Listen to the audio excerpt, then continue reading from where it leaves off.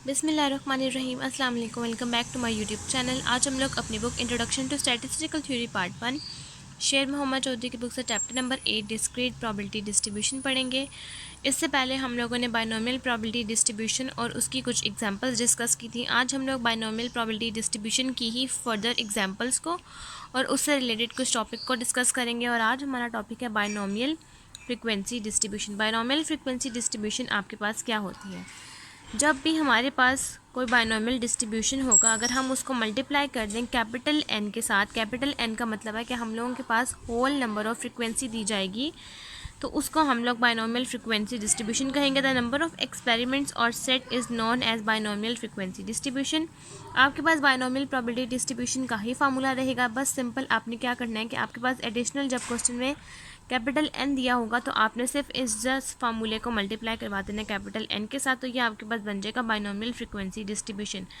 अब आज हम लोग स्टार्ट करेंगे एग्जाम्पल नंबर 8.6 टू 8.10 तक के बायनोमियल की एग्जाम्पल्स को, ताकि हम लोगों के बायनोमियल का टॉपिक कवर हो जाए। तो आज हम लोग एग्जाम्पल स्टार्ट करेंगे एग्जाम्पल नंबर 8.6 से, जो क्या बायनोमियल फ्रिक्वेंसी डिस्ट्रीब्यूशन के ही रिकॉर्डिंग। तो चले अब हम इसको स्टार्ट करते हैं। आज हम लोग एग्जाम्पल नंबर 8.6 से जो स्टार्ट करेंगे उसकी हमारे पास स्टेटमेंट है 6 डाइस आर थ्रोन 729 टाइम। सबसे पहले आपके पास जो यहाँ पर 6 डाइस दिए गए हैं ये है आपके पास स्मॉल एन, और जो 729 टाइम्स आपको ये एडिशनल इन्फॉर्मेशन दी गई है ये है आपके पास कैपिटल एन।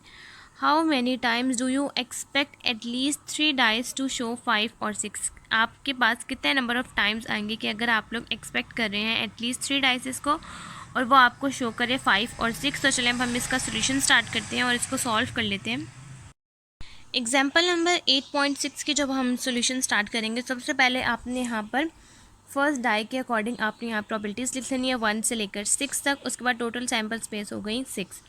अब आपने यहाँ पर वो प्रॉबिलिटी लिखनी है कि इन्होंने कहा हुआ है कि आपने वो प्रॉबिलिटी लिखनी है कि आपके पास 5 और 6 आए। द प्रॉबिलिटी ऑफ गेटिंग 5 और 6 क्या प्रॉबिलिटी होगी कि अगर आपके पास इस सेट्स में से आपके पास 5 और 6 आए, तो 5 और 6 हमारे पास दो वैल्यूज़ हैं। 2 आप लोग यहाँ लिख देंगे, 2 कितने में से 6 में से 2/3 हो जाएगा, जो कि इक्वल आ जाएगा 1/3। पी आपके पास इक्वल आ जाएगा 1/3, जो कि है 0.333 के ऊपर इक्वल। अब नेक्स्ट आप लोगों ने फाइंड आउट कर लेना है क्यू। तो आप 1 में से 0.333 को माइनस कर देंगे और आपके पास आंसर आ जाएगा 0.666। अब इन्होंने आपको डाइसिस, टोटल डाइसिस के बारे में कहा हुआ है, जो कि है 6 डाइसिस आपके पास हैं, जिसमें से आपके पास नंबर ऑफ़ टाइम्स है 729। जब आपके पास किसी भी एक्स्ट्रा स्टेटमेंट के साथ जो आपके पास बड़ी सैम्पल स्पेस आ जाएगी इस स्मॉल एन के अकॉर्डिंग, तो वो आपके पास कैपिटल एन हो जाएगा। कैपिटल एन है हमारे पास 729 और आपने एटलीस्ट 3 डाइसिस के अकॉर्डिंग फाइंड आउट करना है। तो 3 एटलीस्ट का मतलब है ग्रेटर देन और इज इक्वल टू 3। तो आप यहाँ पर फार्मूला लिख लेंगे P probability X is greater than is equal to 3। इसका मतलब है कि एक्स की वैल्यूज़ हैं 3 और 3 से बड़ी। एन की वैल्यूज़ है आपके पास 6 तक, तो आपने 3 से लेकर सिर्फ 6 तक ही एक्स की वैल्यूज़ लिखनी है। जैसे आप लोगों के पास एक्स की वैल्यूज़ हैं 3, 4, 5, 6, तो उसी तरीके से जैसे आप binomial probability distribution find out करने हैं, आप लोग उसी तरीके से इसको फाइंड आउट करेंगे और आपके पास प्रोबेबिलिटी एटलीस्ट आपके पास 3 डाइसिस का आना चाहिए। तो probability X is greater than is equal to 3 का आंसर आ जाएगा 0.3184। अब उसके बाद आपने क्या करना है कि आपने आपके पास जो एडिशनल इन्फॉर्मेशन है एन, जो कि 729, अब आपके पास जो आंसर आया है आपने इसको मल्टीप्लाई करवा देना है इस प्रोबेबिलिटी फ्रिक्वेंसी डिस्ट्रीब्यूशन को कैपिटल एन के साथ। तो आपने 0.3184 को जब मल्टीप्लाई करवा देना 729 के साथ, तो आपके पास आंसर आ जाएगा 232.1136। आपने एग्जैक्ट वैल्यू लिखनी है, तो आप इसको राउंड ऑफ करके लिख देंगे 233 टाइम्स। अब यहाँ तक आपके पास एग्जाम्पल नंबर 8.6 कंप्लीट हो गया। अब नेक्स्ट हम लोग सॉल्व करते हैं एग्जाम्पल नंबर 8.7। अब नेक्स्ट आप लोगों के पास एग्जाम्पल नंबर 8.7 है, जिसकी आपके पास स्टेटमेंट है, are certain events is believe to follow the binomial distribution in 102 for samples in 5. The result was observed once 405 times and twice 270 times. Find P and Q. सबसे पहले आपके पास यहाँ पर एडिशनल इन्फॉर्मेशन दी गई है कि आपके पास है सैम्पल 1024। जो भी आपके पास नंबर कैपिटल होगा स्मॉल एन के अकॉर्डिंग, तो वो आपके पास कैपिटल एन होगा। आपके पास यहाँ पर कैपिटल एन है 1024। उसके बाद आपको कहा गया है कि अगर आपके पास वंस टाइम होगा तो उसके बाद आपके पास इंफॉर्मेशन है 405 टाइम्स, और अगर आपके पास ट्वाइस होगा तो उसकी इन्फॉर्मेशन है 270 टाइम्स, और आप लोगों ने फाइंड आउट करनी है पी और क्यू की वैल्यू। अब हम इसका सोल्यूशन स्टार्ट करते हैं और बायनॉमियल फ्रीक्वेंसी डिस्ट्रीब्यूशन के अकॉर्डिंग इसको सॉल्व कर लेते हैं। सबसे पहले एग्जांपल नंबर 8.7 में इन्होंने आपको n की वैल्यू दी है जो कि है 1024। स्मॉल n इन्होंने आपको 5 दिया हुआ है। आप लोगों ने फाइंड आउट करनी है p और q की वैल्यू को। सबसे पहले आपके पास यहाँ पर दो इक्वेशंस है। एक इक्वेशन में इन्होंने कहा गया है कि आपके पास एक रिजल्ट है जिसमें 405 टाइम्स है वंस के अकॉर्डिंग, और दूसरी इक्वेशन ये है कि 270 टाइम्स एंड ट्वाइस के अकॉर्डिंग, यानी कि सेकंड इक्वेशन ट्वाइस है तो उसमें 270 टाइम्स है और फर्स्ट इक्वेशन में 405 टाइम्स है। आप लोगों ने अप्लाई करना है बायनॉमियल फ्रीक्वेंसी डिस्ट्रीब्यूशन, क्योंकि आपके पास कैपिटल N दिया गया है तो कैपिटल N लिखेंगे, NCX लिखेंगे, P ऑफ X Q N minus X लिखेंगे, और ये 405 टाइम्स जो आपको वंस इक्वेशन के साथ दिया गया है आप यहाँ पर वो लिख देंगे। आप इस पूरी इक्वेशन को सॉल्व करेंगे क्योंकि आपके पास P और Q की वैल्यू नहीं है, तो आप सिंपल क्या करेंगे कि 1024 5C1 हो जाएगा आपके पास 5, P1 Q5 माइनस 1 हो जाएगा, Q की पावर 4 इज इक्वल टू 405, और इस इक्वेशन को आप लोग कह देंगे कि ये आपके पास इक्वेशन नंबर 3 हो गई, क्योंकि इस इक्वेशन को आपने इक्वेशन नंबर 1 कहा है तो इस इक्वेशन को आप इक्वेशन नंबर 3 कह सकते हैं। आप चाहें तो आप इस तरह भी कर सकते हैं कि आप इस इक्वेशन नंबर 1 की बजाय इसी इक्वेशन को इक्वेशन नंबर 1 कह दें। अब ये इक्वेशन नंबर 3 होने के बाद आप लोग क्या करेंगे, क्योंकि मैंने इस इक्वेशन को इक्वेशन नंबर 2 कहा था इसलिए इस इक्वेशन को इक्वेशन नंबर 3 कहा है। आप चाहें तो इस इक्वेशन को इक्वेशन नंबर 1 और इसको इक्वेशन नंबर 2 भी कह सकते हैं। अब नेक्स्ट आपके पास इक्वेशन नंबर 2 है जिसमें आपके पास है ट्वाइस पे 270 टाइम्स, तो आपने यहाँ पर अप्लाई करना है x इज इक्वल टू 2 है आपके पास, यहाँ पर x इज इक्वल टू 1 था, यहाँ पर x इज इक्वल टू 2 है। आप लिखेंगे NCX P ऑफ X Q N minus X is equal to 270, क्योंकि इन्होंने आपको 270 कहा हुआ है तो इसलिए 270 लिखेंगे। NCX N की वैल्यू है 5 और यहाँ पर X की वैल्यू है आपके पास 2, इस ट्वाइस की वजह से X की वैल्यू है 2। ट्वाइस का मतलब होता है 2 और थ्राइस का मतलब होता है 3, और यहाँ पर वंस लिखा हुआ है तो वंस का मतलब होता है 1। अब आप लिखेंगे 5C2 P की power 2 Q 5 minus 2 is equal to 270, क्योंकि आपके पास P और Q की वैल्यू है इसलिए आप लोग इसको सॉल्व नहीं कर सकते। PC2 होता है 10, आपके पास ये इक्वेशन आ जाएगी 10240 P square Q3 is equal to 270, इसको आप इक्वेशन नंबर 4 कह देंगे। अब आप क्या करेंगे कि इक्वेशन नंबर 4 आपके पास इक्वेशन नंबर 5 के अकॉर्डिंग आपके पास इक्वेशन नंबर 4 बड़ी है, क्योंकि आपके पास यहाँ पर 10240 है और यहाँ पर 5120, तो आप लोग इक्वेशन नंबर 4 को डिवाइड करेंगे इक्वेशन नंबर 3 के साथ और यहाँ से P और Q की वैल्यू को निकाल लेंगे। अब आप यहाँ पर लिखेंगे इक्वेशन नंबर 4 को डिवाइड करेंगे इक्वेशन नंबर 3 के साथ। इक्वेशन नंबर 4 है आपके पास 10240 P square Q3 is equal to 270 divided by 5120 P1 Q4 is equal to 504। अब आप यहाँ से कटिंग कर देंगे, 5120 डिवाइड होता है 2 के ऊपर, तो ये आ जाएगा आपके पास 2, और यहाँ से ये 2 ये P2 आ जाएगा और यहाँ से ये P1 आ जाएगा, यहाँ से Q3 और यहाँ से Q4, और ये 270 और 405 को कट करेंगे तो आपके पास आंसर आ जाएगा 2/2 और 3। अब आपने क्या करना है कि आपके पास 2 की वैल्यू यहाँ पर नीचे 1 है और ऊपर 2 है, आप इस 1 को ऊपर ले जाएंगे, P और Q को इकट्ठा कर देंगे आप। तो जब ये 2 नीचे है प्लस के साथ तो ऊपर जाएगा तो P2 माइनस 1 हो जाएगा, और ये 3 ऊपर प्लस के साथ है तो नीचे आएगा तो Q4 माइनस 3 हो जाएगा। ये आपके पास आ जाएगा 2/3, और यहाँ पर आ जाएगा आपके पास P इज इक्वल टू 2/3, तो ये आपके पास फॉर्म आ जाएगी 2PQ इज इक्वल टू 2/3। यहाँ से आप इसको क्रॉस मल्टीप्लाई कर देंगे, 3 को 2P के साथ मल्टीप्लाई करवा देंगे और Q को आप 2 के साथ मल्टीप्लाई करवा देंगे, तो ये आपके पास इक्वेशन आ जाएगी 2P is equal to 2Q is equals to multiply करवाएंगे 3 2s are 6, 6P is equal to 2Q, cutting कर देंगे, P is equal to 3P is equal to Q आ जाएगा, और Q आपके पास इक्वल है 1 माइनस P, तो इस Q की जगह पर आप लोग पुट कर देंगे 1 माइनस P। यहाँ से आप लोग P की वैल्यू निकाल लेंगे, P की वैल्यू है 1/4। अब Q का आपके पास फार्मूला होता है 1 माइनस P। अब आप इस 1 में से अगर 1/4 को माइनस कर देंगे तो आपके पास Q का भी आंसर आ जाएगा जो कि है 3/4। ये एक सिंपल वे है, ईजिएस्ट वे है P और Q को फाइंड आउट करने का। यहाँ तक आपके पास एग्जाम्पल नंबर 8.7 भी कंप्लीट हो गया। नेक्स्ट अब हम लोग सॉल्व करते हैं एग्जाम्पल नंबर 8.8। अब नेक्स्ट हम लोगों ने सॉल्व करनी है एग्जाम्पल नंबर 8.8, जिसकी हमारे पास स्टेटमेंट है in the BA examination 24 candidates offer statistics if the probability is passing the subject B 1/3 find the mean and the dispersion of the distribution. Dispersion का मतलब है कि आपने यहाँ पर फाइंड आउट करना है वेरिएंस, डिस्पर्शन को हम लोग वेरिएंस कहते हैं।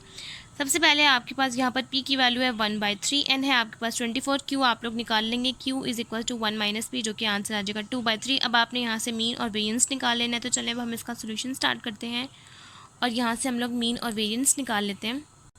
अब इस क्वेश्चन में आपके पास एग्जाम्पल नंबर 8.8 में आपके पास n की वैल्यू है 24, p की वैल्यू है 1/3, q की वैल्यू आपके पास आ जाएगी 1 minus 1/3 that is equal to 2/3, जो कि इक्वल है 0.666 के।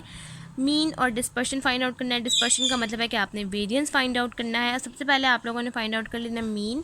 तो जैसा कि मैंने आपको बताया था कि बाइनोमियल प्रोबेबिलिटी डिस्ट्रीब्यूशन में मीन यानी कि एक्सपेक्टेड वैल्यू ऑफ एक्स जिसको हम कहते हैं वो हमारे पास इक्वल होता है NP के, और वेरिएंस जिसको हम लोग कहते हैं सिग्मा स्क्वायर वो आपके पास इक्वल होता है NPQ के। और अगर आप लोगों को फाइंड आउट करना होगा स्टैंडर्ड डेविएशन तो वो आपके पास इक्वल होगा √NPQ के। अब हम लोगों को चाहिए यहाँ पर NP, तो आपने सिंपल क्या करना है कि n की वैल्यू को 1/3 यानी कि 0.333 के साथ मल्टीप्लाई करवा देना और आपके पास म्यू यानी कि मीन का आंसर आ जाएगा 8। और यहाँ से आपको चाहिए वेरिएंस का आंसर, तो sigma square is equal to NPQ, n यानी कि 24 मल्टीप्लाई 0.333 मल्टीप्लाई 0.666 और आपके पास वेरिएंस का आंसर आ जाएगा 5.3322। यहाँ तक आपके पास एग्जाम्पल नंबर 8.8 कंप्लीट हो गई है।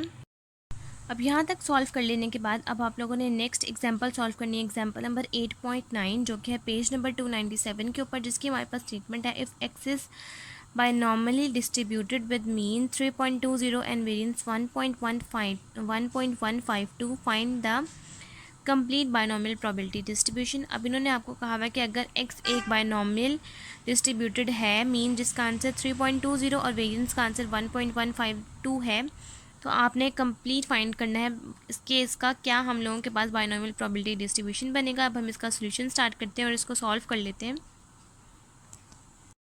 अब नेक्स्ट हम लोगों ने सॉल्व करनी है एग्जांपल नंबर 8.9, जिसमें इन्होंने हमें मीन की वैल्यू यानी कि NP की वैल्यू दी गई है। क्योंकि मीन आपके पास NP के इक्वल होता है तो वो है आपके पास 3.20, इसको आप लोग कह देंगे इक्वेशन नंबर 1। और वेरिएंस आप लोगों के पास इन्होंने दिया गया है, वेरिएंस आपके पास इक्वल होता है NPQ के, और जो कि है 1.152, इसको आप इक्वेशन नंबर 2 कह देंगे। अब आप लोगों ने फाइंड आउट करना है बायनॉमियल प्रोबेबिलिटी डिस्ट्रीब्यूशन।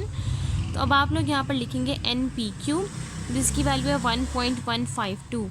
अब आपने यहाँ पर इस NP की जगह पर आपके पास इस NP की वैल्यू दी गई है मीन की। अब आपने इस NP की जगह पर पुट वैल्यू ऑफ NP, इसी इक्वेशन में आपने NP की वैल्यू जो कि है 3.20 आपने जब वो पुट करनी है इस NP की जगह पर, तो ये हो जाएगा 3.20 Q इज इक्वल टू 1.152। यहाँ से आप 1.152 को डिवाइड करेंगे 3.20 के साथ, बिल्कुल इस तरह से, और आपके पास Q का आंसर आ जाएगा 0.30।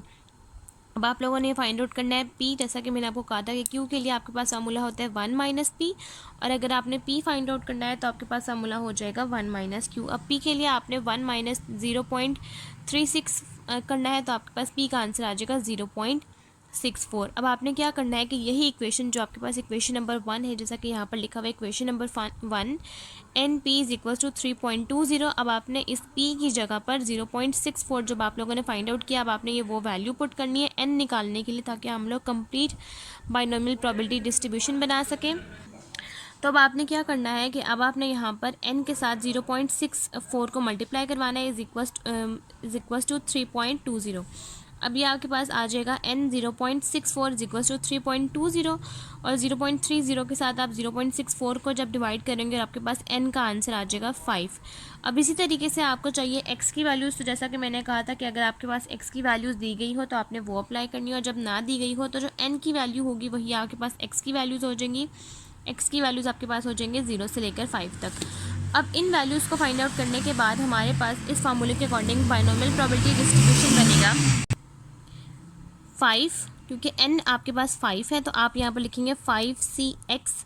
x की आप लोग रेंडमली हर वैल्यू पुट करते जाएंगे। p आपके पास हो जाएगा 0.64 की पार x आप रेंडमली पुट करते जाएंगे, और q आपके पास हो जाएगा 0.64 की पार 5 माइनस x। अब इस फॉर्मूले के अकॉर्डिंग आप x is equal to 0, 1, 2, 3, 4, 5 find out कर लेंगे। सबसे पहले जब आप x इज इक्वल टू 0 लेंगे और आपके पास आंसर आ जाएगा 0.006046।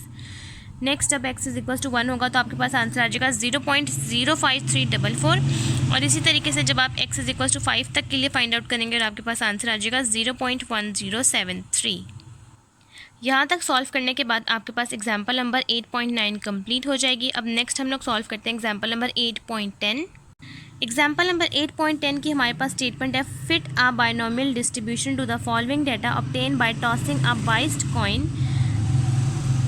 Coins 5 times. आपके पास है आपने फिट करना है बायनोमियल डिस्ट्रीब्यूशन को इस दी गई इन्फॉर्मेशन के अकॉर्डिंग। आपके पास नंबर ऑफ हेड्स हैं 0 से लेकर 5 तक, और आपके पास फ्रीक्वेंसी दी गई है 12, 56, 74, 39, 18, 1, और टोटल हो जाएगा 200।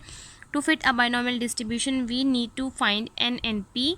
सबसे पहले जब आपने फिट करना है बायनोमियल डिस्ट्रीब्यूशन को तो आपको एन और पी चाहिए, क्योंकि आप एन और पी फाइंड आउट करेंगे तो क्यू आपके पास एज इट इज़ निकल आएगा। अब यहाँ से पी इन्होंने एन आपको दिया हुआ है, एन है आपके पास 5। अब आप लोगों ने फाइंड आउट कर लेना है पी और क्यू, ताकि आप लोग इसको फर्दर सॉल्व कर सकें। तो चलिए अब हम इसका सोल्यूशन स्टार्ट करते हैं और इस क्वेश्चन को फाइंड आउट कर लेते हैं। सबसे पहले आपने क्या करना है कि आपने यहाँ पर फार्मूला लिखना है एक्स बार यानी कि मीन, जिसको हम लोग कहते हैं mu is equals to N P. तो आपने यहाँ पर लिखा है म्यू यानी कि X bar is equals to N P, जो आपके पास फार्मूला होता है। एन है आपके पास 5 और आपको चाहिए यहाँ से पी की वैल्यू, क्योंकि आप लोगों के पास नंबर ऑफ टाइम्स है हेड्स के 5 क्वेश्चन में आपके पास मेंशन है, तो एन आपके पास हो जाएगा 5। अब आपको यहाँ से चाहिए फर्दर इन्फॉर्मेशन ताकि आप लोग पी और क्यू फाइंड आउट कर सकें। तो आपने यहाँ पर फार्मूला लिखना है, क्योंकि ये आपके पास फ्रीक्वेंसी का है। तो अब आपने यहाँ पर कॉलम्स जो आपके पास दिए गए हैं आपने उसी तरह से बना लेना है। नंबर ऑफ हेड्स है आपके पास एक्स की वैल्यूज है 0 से लेकर 5 तक, और फ्रीक्वेंसी आपके पास दी गई है 12, 56, 74, 39, 18, 1, टोटल हो जाएगा 200। आप यहाँ पर फार्मूला लिखेंगे मीन का, X bar is equal to summation F of X divide by summation F. आप लोग f की हर वैल्यू को x के साथ मल्टीप्लाई करवाते जाएंगे और आपके पास f ऑफ x आ जाएगा और सम आ जाएगा इसका 398। आप 398 को डिवाइड करेंगे 200 के साथ, तो आपके पास x बार का आंसर आ जाएगा 1.99 अप्रॉक्सीमेटली इक्वल्स टू 2। अब आपको चाहिए यहाँ से x bar is equals to N P, क्योंकि आप लोगों के पास यहाँ से n की वैल्यू है। अब आप लोगों ने x बार फाइंड आउट कर लिया इस वाले फार्मूले से। अब आप यहाँ से p as it is easily find out कर लेंगे। x बार की वैल्यू पुट करेंगे 1.99 या आप डायरेक्ट 2 पुट कर लें। 2 को डिवाइड करेंगे आप 5 के साथ, तो आपके पास p का आंसर आ जाएगा 0.398। और इसी तरह से आज जब आप q के लिए 1 माइनस p करेंगे और आपके पास q का आंसर आ जाएगा 0.602। जब आपके पास ये दोनों आंसर्स आ जाएंगे तो अब आप लोगों ने क्या करना है कि आप लोगों ने इस तरह से कॉलम बना लेना है। यहाँ पर आप लोग लिखेंगे नंबर ऑफ हेड्स, जिसको आप x कह देंगे। यहाँ पर आप बायनोमियल का फार्मूला लिखेंगे, x की हर वैल्यू पुट करेंगे इस फार्मूले के अंदर। आपके पास ये फार्मूला बनेगा, जो आप लोगों ने वैल्यूज़ फाइंड आउट की हैं आपके पास आ जाएगा।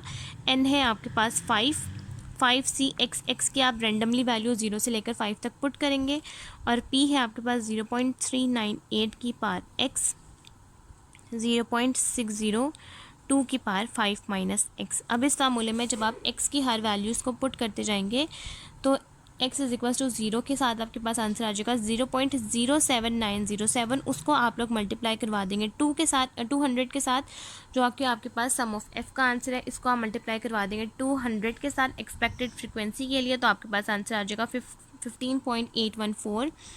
नेक्स्ट 0.26136 को मल्टीप्लाई करवा देंगे फ्रीक्वेंसी के साथ, जो कि है 200, तो 52.272। इसी तरह से आप 0.009998 को मल्टीप्लाई करवा देंगे 200 के साथ, तो आपके पास आंसर आ जाएगा 1.996।